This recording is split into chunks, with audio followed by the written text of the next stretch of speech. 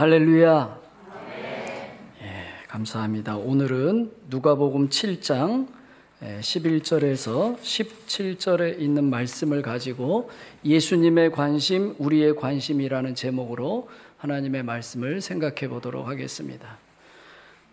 사람들은 자신의 관심이 무엇이냐에 따라 세상을 바라봅니다. 장사하는 사람, 돈 버는 사람, 이런 사람은 길을 가다가도 어떤 건물이 있으면 여기가 목이 좋겠구나, 여기다는 카페를 하면 좋겠다, 여기다는 무슨 삼겹살 집을 하면 좋겠다, 이런 게 보이겠죠. 저는 목사이다 보니까 어디 이렇게 이제 다닐 때 보면 이렇게 쭉 다니다 보면 뭐가 눈에 들어오냐면 교회가 눈에 들어오더라고요.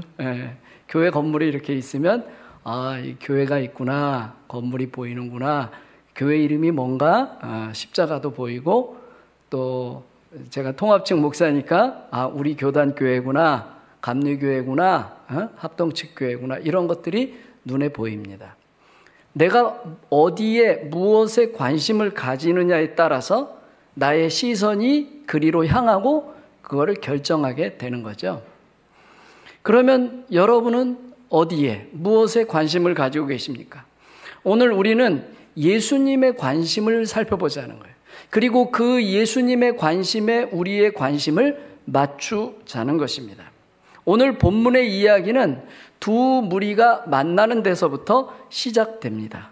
한 무리는 나인성 과부의 아들이 죽은 장례식의 무리예요. 그리고 한 무리는 그 성 안을 향해서 가는 예수님의 무리입니다. 두 무리가 성문에서 마주치게 된 사건이죠. 나인성 과부의 무리는 이제 죽음을 향해서 가는 무리입니다.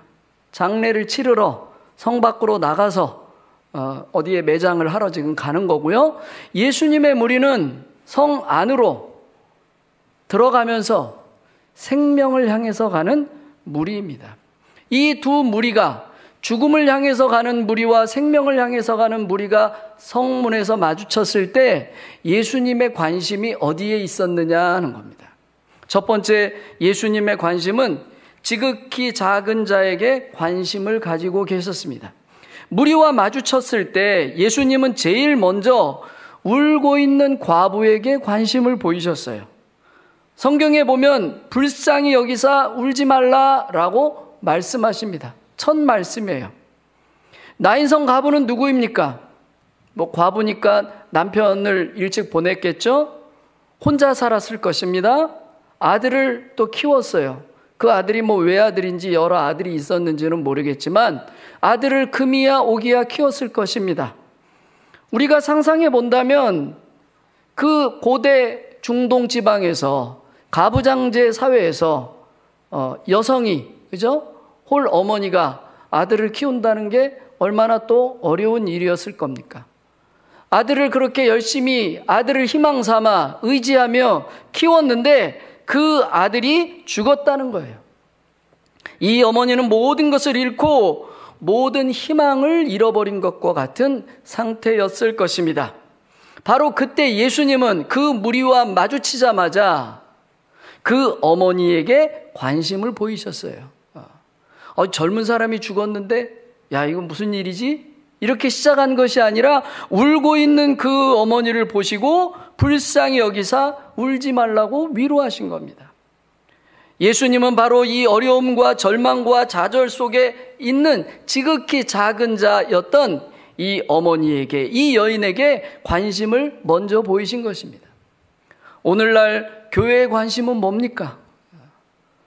교회가 수백 명이 모이고 수천 명이 모이고 수만 명이 모이는 것이 관심입니까? 오늘날 교회의 관심은 뭡니까? 수백억의 돈을 들여서 화려하게 아름답게 지은 건물이 교회의 관심입니까? 예수님도 과연 거기에 관심을 두셨을까 생각해 봅니다. 물론 큰 교회도 필요하죠. 또 큰 교회가 여러 가지 또 역할도 하고 또 성도들이 많이 모이는 것도 필요하겠죠. 서울에 가면 또 대형 교회들이 많이 있잖아요. 그죠? 근데 과연 우리 예수님께서 거기에 관심을 두셨냐 이거예요. 몇만 명이 모이느냐, 몇천 명이 모이느냐에 이 교회가 몇십억 교회냐, 몇백억 교회냐에 예수님이 관심을 두시느냐 하는 겁니다. 예수님은 오히려 거기에 관심을 두기보다는 그 교회가 무슨 일을 하느냐, 그 교회가 과연 어디를 지향하고 있느냐에 관심을 보이고 계신 것입니다. 작은 자는 누굽니까? 슬픔에 처한 사람이에요. 우리 주변에 있는 많은 고통당하는 사람들이에요. 가난한 사람들이에요. 소외된 사람들이에요. 아픔을 겪고 있는 사람들입니다. 예수님은 거기에 관심을 보이신다는 것입니다. 제가 원주에서 작은 예수 공동체를 운영하면서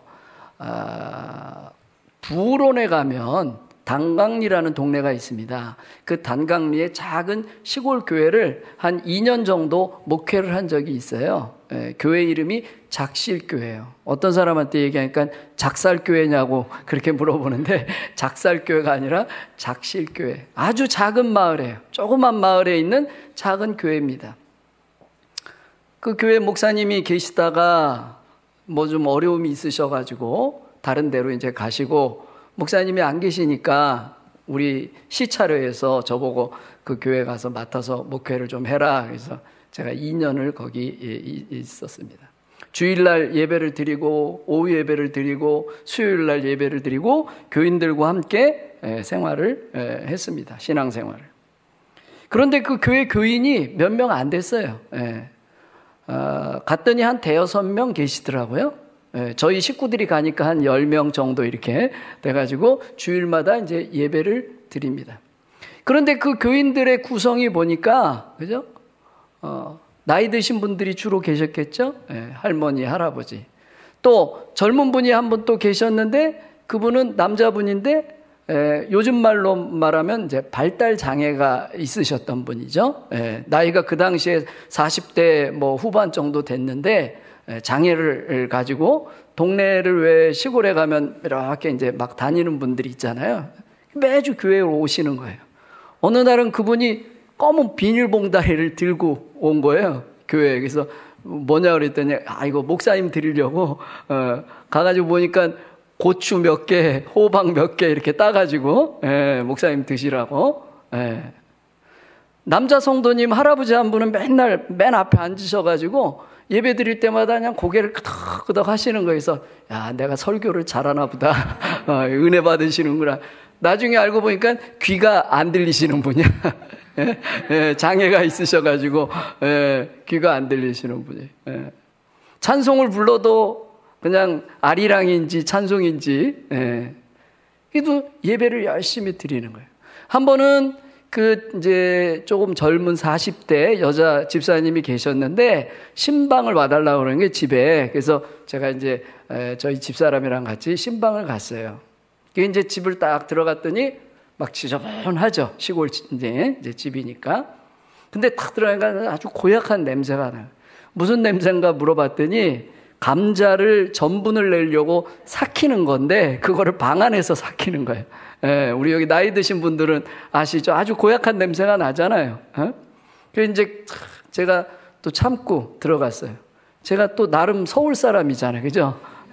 그런 것도 예민하고 깔끔하고.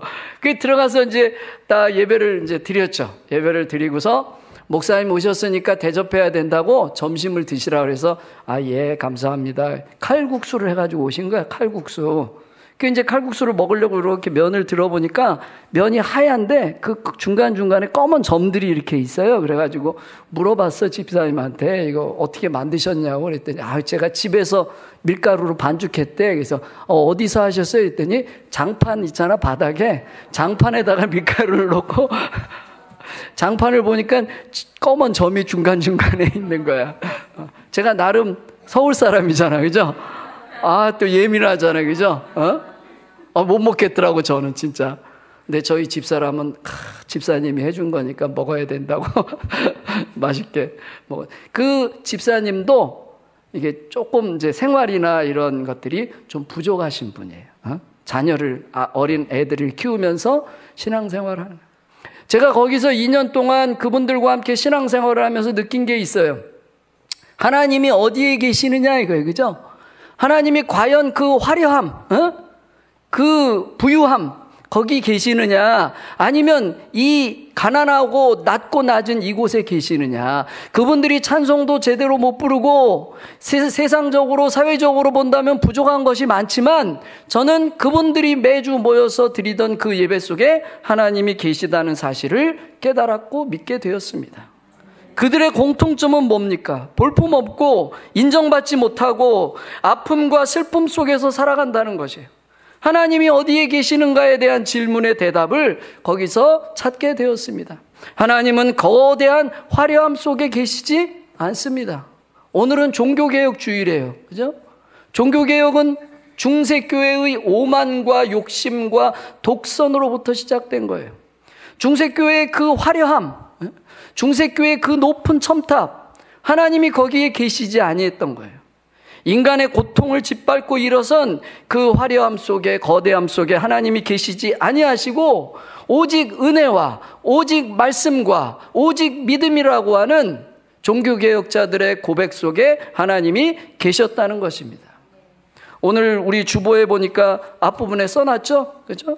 솔라 스크립투라, 솔라 그라치아, 솔라 피데. 그죠?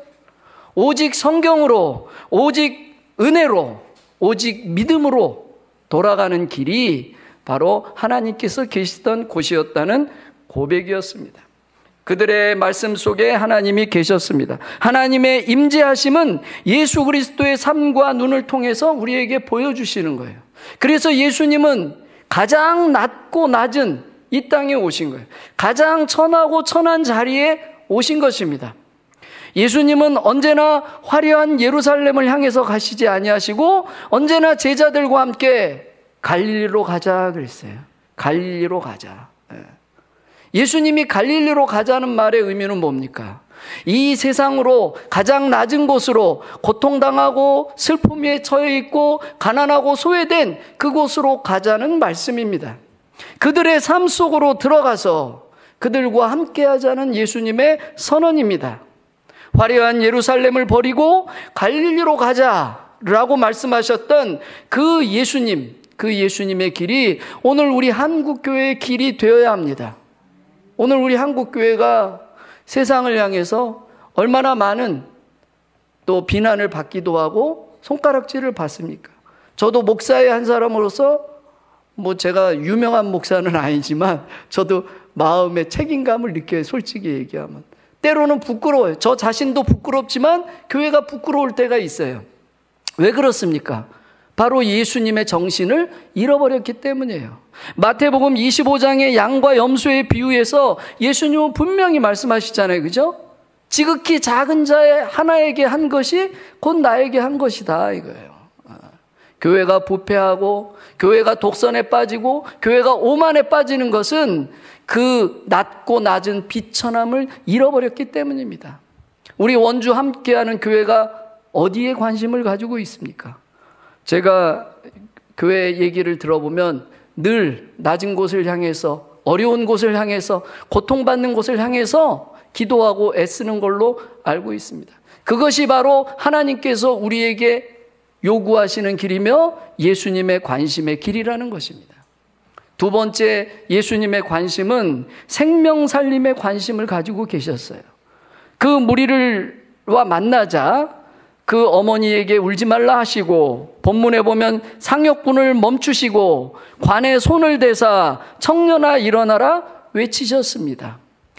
유대교의 그 율례에 따르면 관에다가 손을 댄다든가 시신을 이렇게 만지는 거를 부정하게 생각했다고 그래요. 그것이 그 당시에 관례고 율례인데 예수님은 그거를 뛰어넘어서 그 관에 손을 대시고 청년아 일어나라 외치셨습니다. 인간의 생명을 주관하시는 하나님의 권위로 말씀하셨어요. 생명을 살리는 일이 가장 소중하고 가치 있는 일임을 보여주신 것입니다.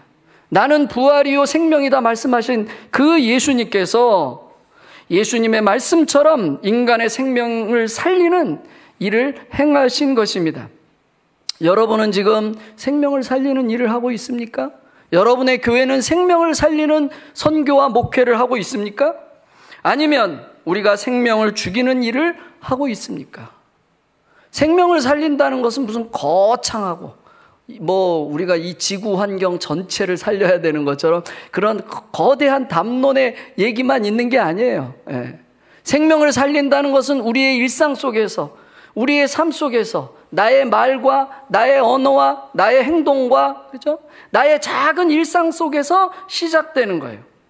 내가 하는 일이, 나의 생활이, 나의 직업이, 나의 행동이 예수님처럼 생명을 살리는 일을 하고 있는가? 라고 우리에게 질문을 던져봐야 됩니다. 여러분의 교회가 그러한 일에 참여하기를 주님의 이름으로 바랍니다. 제가 작은 예수 공동체 내려와서 한 지가 이제 30년이 넘었어요. 예. 작은 예수 공동체는 이제 지금은 모양이 조금 달라졌습니다만 처음에는 이제 어려운 사람들 또 소외된 분들이 같이 사는 그런 공동체로 시작을 했습니다.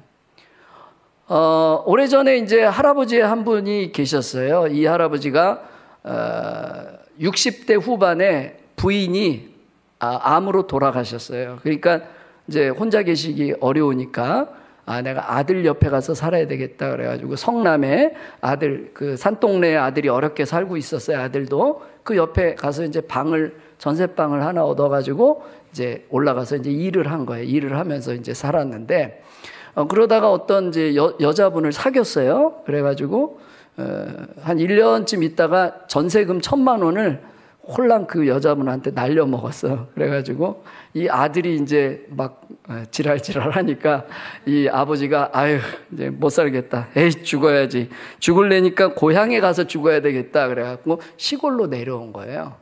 내려와가지고 시골에 가면 개울이 있잖아요. 개울 거기 들어가가지고 이제 누워가지고 동네 슈퍼에서 소주 사다가 술 먹고 똥 싸고 오줌 싸고 또 술 먹고 그리고서 거기서 일주일을 이런 거예요. 일주일.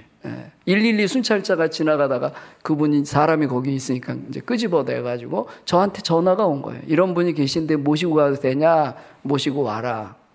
그게 보니까 막 냄새, 냄새 그냥. 그래서 제가 이제 싹 목욕을 시켜드리고 밥을 이제 저희 집사람이 해가지고 드렸더니 자기가 일주일 만에 밥을 처음 먹는 거래. 그래서 그러면 우리 집에서 같이 사실래요? 그러니까 살겠다고 그러더라고. 그래서 이제 잘 됐잖아요. 이분이 일도 잘 하셔. 농사 짓던 분이라서. 그래서 이제 일도 잘 하시고, 저도 좋고, 그 할아버지도 좋고, 그죠? 저희도 농사 그때 짓고 있었으니까. 같이 이제 사는데, 할아버지가 1년에 3번 술독에 들어가. 언제 들어가냐면 설날하고 추석날하고 자기 생일날 술독에 들어가는 거예요. 왜 들어가냐니까 외롭다는 거야. 이제 확인해 보니까 자식이 6이 있어. 아들 5에 딸 하나가 있어. 근데 그 누구도 아버지를 찾아오지 않는 거예요. 그러니까 외롭대. 그들 명절만 되면 술 한 번 먹으면 그냥 고야 고 그냥. 그죠? 제가 뭐 병원에도 입원시켜보고 뭐 달래도 보고 때로는 야단도 쳐보고 소용이 없어. 반복되는 거예요. 반복. 그러다가 이 할아버지가 어느 날 우리 집에 계신 중풍 걸린 할머니랑 두 분이 친하게 지내더라고. 그러더니 저한테 와서 같은 방을 좀 써도 되겠냐 그렇게 얘기하시는 거예요. 그래서 제가 가만히 생각해 보니까 괜찮을 것 같아서 한 방을 쓰시라고 했어요. 사랑의 힘은 놀라워라. 그죠? 근데 이제 그 뒤로 이제 술 먹는 횟수도 조금씩 줄어들더라고. 근데 이제 몇 년 이제 잘 지내시다가 어느 날 이제 치매에 걸린 할머니가 새로 왔거든요. 치매 걸린 할머니가. 근데 보니까 이 치매 걸린 할머니가 이 할아버지를 졸졸 쫓아다녀. 근데 이 삼각관계가 된 거야. 그러니까 할아버지가 아침에 밥 먹고 밭에 이제 풀 깎으러 가잖아. 그죠? 그러면 치매 할머니는 따라가. 치매 할머니는 이렇게 움직이니까. 중풍 할머니는 못 따라가. 지팡이 짚고서 못 따라가는 거야. 막 그 삼각관계가 얼마나 스트레스를. 그래서 제가 할머니도 불러서 얘기하고 할아버지도 불러서 얘기했어요. 그러지 마시라고. 근데 이제 그 할아버지가 결국은 중풍 할머니랑 우리 집에서 몇 년을 살았냐면 17년을 사는 거야. 17년 살다가 87세에 돌아가셨어요. 몇 년 전에 돌아가셨습니다. 그 시골의 개울의 그 가운데 누워서 오늘 죽을지 내일 죽을지 하는 그분이 우리 작은 예수 공동체를 만나서 우리 집에 와서 우리와 더불어 살면서, 그죠? 목사가 운영하는 공동체에 왔으니까 예배도 드리고 신앙생활을 하게 되고, 그죠? 교회도 열심히 다니고 매 주일마다 예배 때 되면 성경책 탁 들고, 할머니, 치매 할머니, 중풍 할머니는 이제 딴 문제고 예배 시간에 이러고 나와가지고 예배 드리고, 죽어가는 그 할아버지 한 분이 하나님을 만남으로 생명을 얻었던 겁니다. 우리의 삶의 지향이 바로 여기에 있습니다. 우리가 생명을 살리는 일을 해야 됩니다. 나보다 다른 사람을 더 높이고 타인을 사랑하고 죽어가는 내 주변의 것들을 살리는 일이 되어야 한다는 것입니다. 내가 일반 세상 사람이 아니라 적어도 그리스도인이라면, 그죠? 우리가 그리스도인이라면 세상 사람들이 사는 방식과 달라도 무언가 달라야 된다는 거예요. 예. 우리가 하는 일이, 우리가 하는 언어가, 우리가 하는 행동이 작은 일상 속에서부터 생명을 살리는 일을 시작해야 한답니다. 오늘날 교회가 생명 살림을 실천하는 목회와 사역으로 나아가야 합니다. 그저 우리들끼리 모여서 우리들끼리 좋다, 우리들끼리 배불리 먹자, 우리들끼리 즐거워하자, 그런 교회가 되어서는 안 될 것입니다. 죽어가는 이 세상을 향해서 우리의 삶이 생명을 살리는 위대한 하나님의 사역에 동참하는 길이 되시기를 바랍니다. 마지막으로 세 번째, 예수님은 눈에 보이는 세계가 아니라 눈에 보이지 않는 세계에 관심을 가지고 계셨습니다. 16절에 보면 청년이 살아났을 때 모든 사람이 두려워하며 하나님께 영광을 돌렸다, 이렇게 기록되어 있어요. 즉 예수님의 사건은 뭐였냐? 눈에 보이는 사건은 뭐였습니까? 청년을 살리는 사건이었어요. 그 눈에 보이는 사건 속에서 사람들은 눈에 보이지 않는 하나님의 사건을 고백한 것입니다.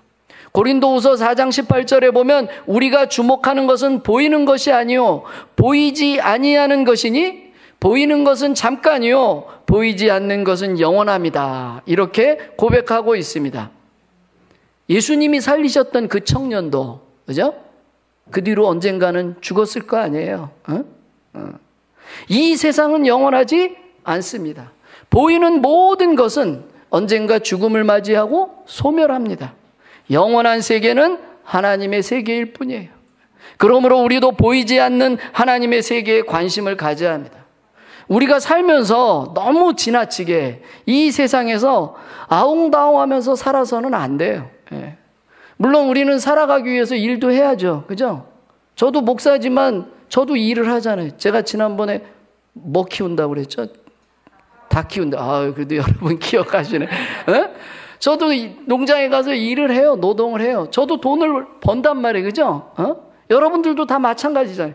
우리는 다 일을 해야 되고 우리는 돈도 벌어야 돼. 때로는 아파트도 사야 돼. 그죠? 또 자식도 키워야 돼. 그것은 우리가 인간으로서 이 세상에 던져진 존재로서 감당해야 될 몫이에요. 그걸 부정하는 것이 아닙니다. 하지만 그것만을 바라보고 사느냐, 아니면 그 너머에 있는 하나님의 세계를 바라보고 사느냐, 그 관심과 관점이 우리의 삶을 다르게 한다는 것이에요.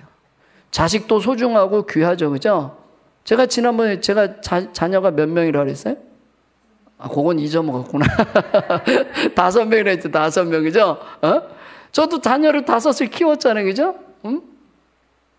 자식을 키우고 자식을 위해서 애쓰는데 자식이 영원한 거냐 이거야.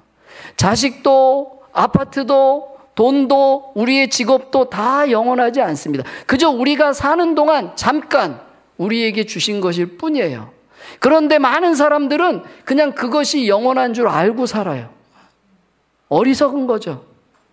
제가 서울 사람이 시골에 와가지고, 그죠? 지금 32년 정도 됐어요. 원주 온 지. 28살에 와서 28살에. 예. 지금 이제 우리 나이로 60, 이제 내년이 환갑이에요. 그러니까 서울에서 28년 살았고 원주에서 32년 살았으니까 이제 원주 사람이 된 거예요. 강원도 사람. 그래서 어디 가서 강원도 그러면 마음이 따뜻해 막. 원주 그러면 막 서울가 저 KTX 만종역에서 KTX 타고 갔다가 서울에 볼일 보고 만종역 탁 내려면 벌써 마음이 야 좋다. 어?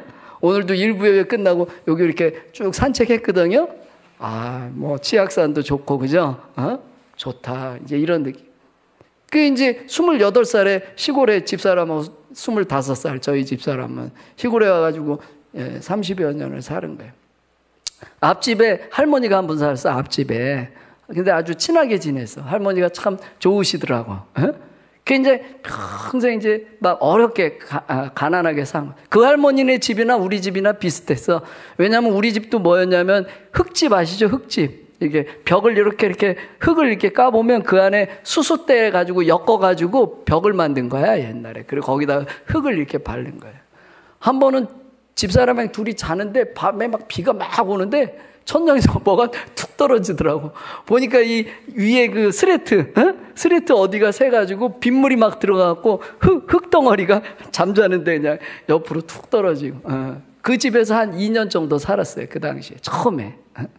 그 앞집 할머니랑 친하게 참 재밌게 잘 지냈는데 할머니가 이제 나이가 들어서 병이 들고 이제 아프게 된 거예요. 그러니까 자식들이 이제 병원으로 원주로 모시고 갔어요. 그랬더니 할머니가 아들한테 얘기한 거야. 야, 너 시골 집에 가면 부엌이 있고 그 부엌 끝에 가면 찬장이 하나 있는데 그 찬장 몇 번째 칸에 그 문 열어갖고 가방이 하나 있다 갖고 와라. 어?